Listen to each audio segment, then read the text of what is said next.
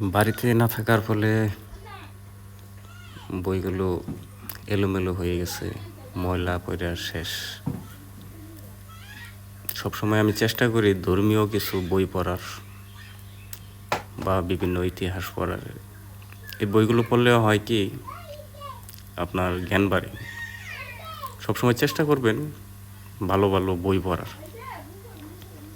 আমি যখন গ্রামে থাকতাম তখন আমার দোকানে অনেকগুলো বই ছিল।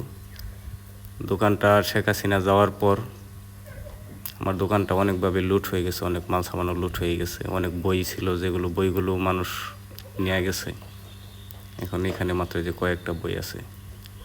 অনেকদিন যাবৎ বাড়িতে থাকি না, এই বইগুলো আসলে কেউ ওইভাবে পড়ে না। বইগুলো অনেক এলোমেলো হয়ে গেছে, নষ্ট হয়ে যাইতেছে। তাই এই বইগুলো একটু গুছিয়ে রাখলাম।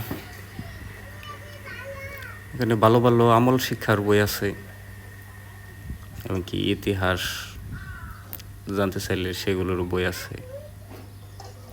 মানে দোকানে নিয়ে আপনার হইলো যে সময় কাজ না করতাম ওই সময় বৈশা বৈশা পড়তাম।